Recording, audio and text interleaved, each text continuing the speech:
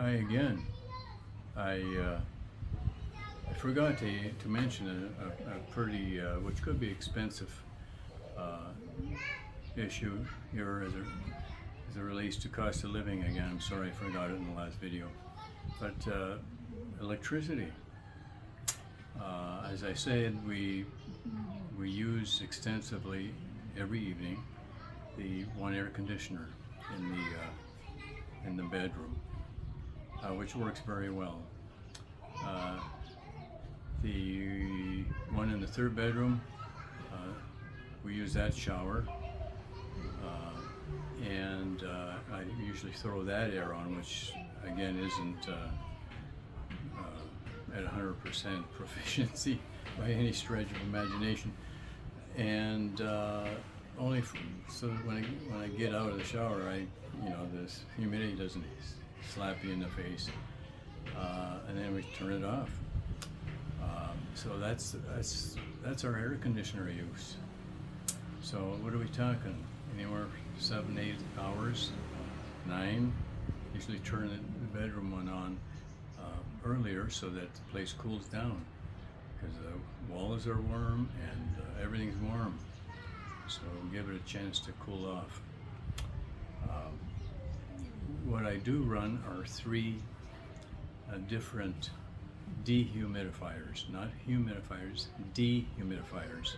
Things can get musty in the home quickly, and it's just nice and for clothing, etc.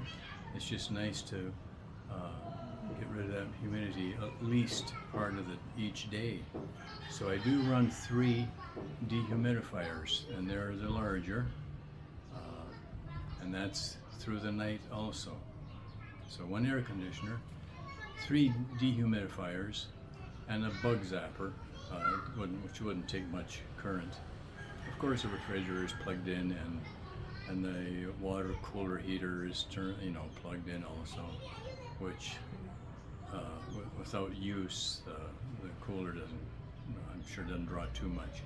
But our bill averages in dollars between 150 and 200 a month, anywhere from 8 to 10,000 pesos. We've been at 10,000. It's usually around nine something. Once I remember 7 something. I was amazed. It crowded 8,000. But especially lately, it's been so hot, and so let's just say 150, 200. If you and by the way, in this living room kitchen, we suffer. In the daytime, we have 2 large floor fans, one of which is in the middle bedroom, which the gang uses when washing clothes, because the air is no good there at all. And the other one's down here with another tabletop type of fan, a large one. So those are not running, not all day, but a good portion of the day.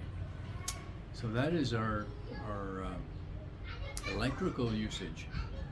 So add that to the food.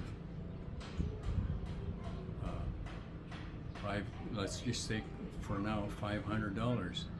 Rent $400. It's $900. Electricity, I'm going to go $200.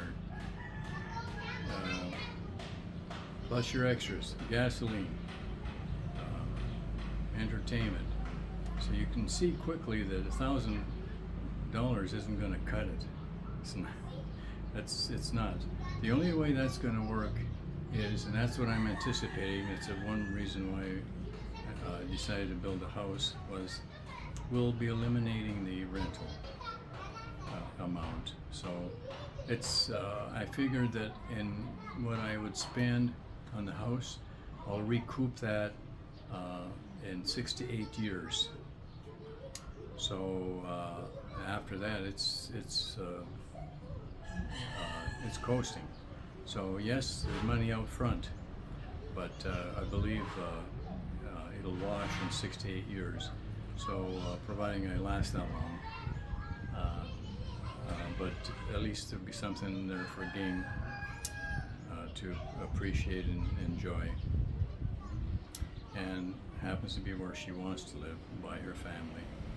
So that's about all I can say for now, at least, until we start living on a budget in the house. I probably won't reflect on cost of living in the future unless you had a specific question. Then I would try to address that to the best of my ability. The rest of this video, quickly, I want to mention probably the number one challenge for me moving here, living here. That's the weather. Yeah, the weather. I was raised in Canada. I'm a Canadian. At age 26, moved to the United States.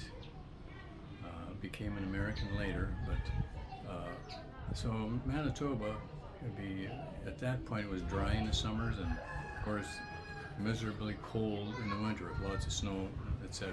But for the most part, dry. It was dry. I lived in California for let's see, about 8 years total, and that can be dry, sometimes a little humid, but mostly dry and very nice weather. Used to be, at least.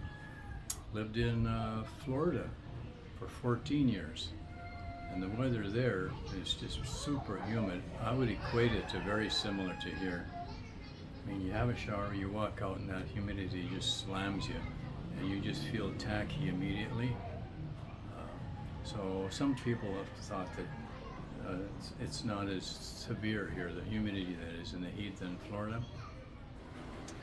I'm on the fence about that because both places to me were a little miserable. So, as it relates to humidity, if you like dry, well, I lived in a dry place in Kingman, Arizona, and the humidity is like 12% average, and that was very nice, very dry. I mean, if anything, you might need a humidifier, but which I did not use, but it's very comfortable.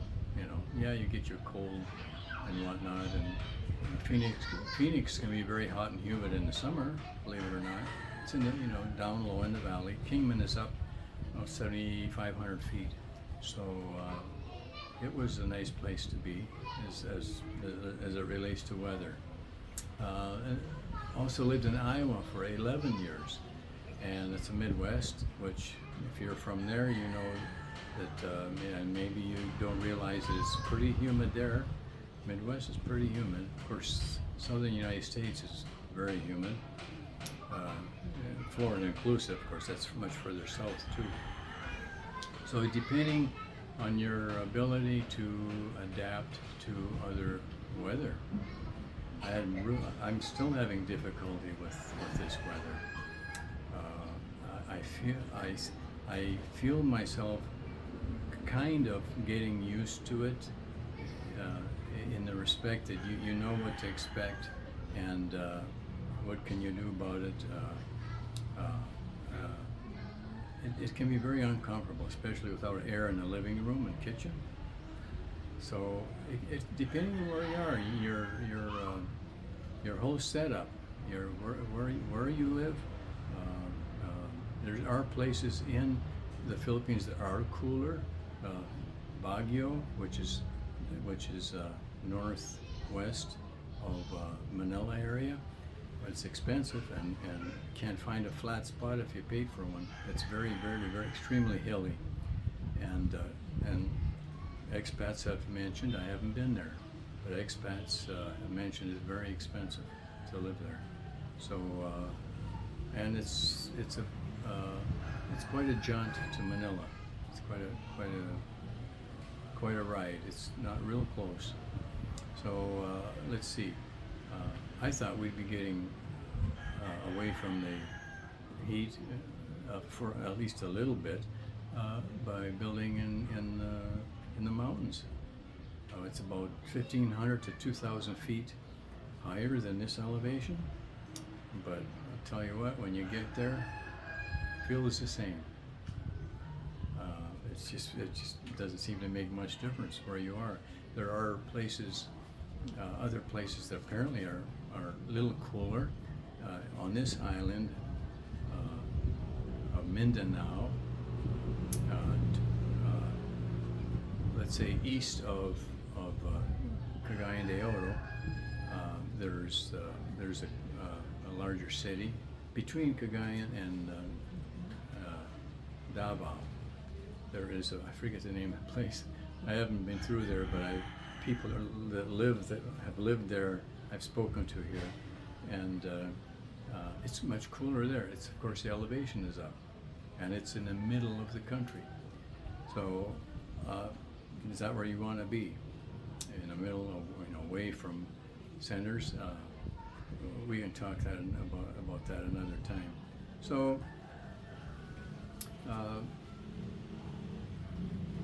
that's the scoop on the weather.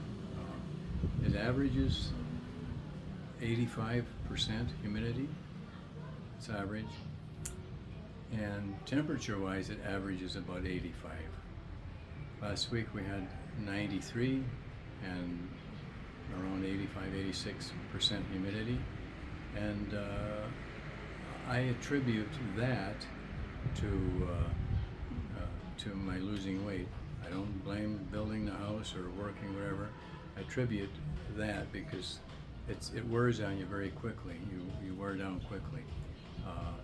Yes, I was working all that time, and yes, I lost over 20 pounds, but it was because of I think the weather primarily the main reason why I haven't been able to keep it on.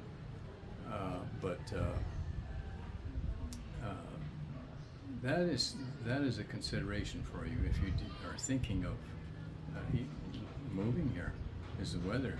Now, I know guys, expats who are in a nice condo, renting a condo in La Ceiba, Manila, wherever, Davao, and they're paying more than 400 and up for rent. Their electric bill isn't going to change much depending on that usage. If you're running the air all the time, if you're like me, I'd like to sit in it. Wouldn't you? All day long and just go out when you have to? That's nice. That would be nice, wouldn't it? But you're going to face a couple $100 a month. So consider that in your considerations of affordability if you plan to move here. So I hope that helps. I hope that's informative. No, I don't plan to leave here. They say other expats have mentioned that it takes approximately a year in a way to get used to the weather here. I guess you learn just to put up with it and deal with it, however, shower or air, AC. So I guess it depends on the person, location, how much money you want to spend, and thus forth. So again, thanks for watching, and take care until next time. Bye now.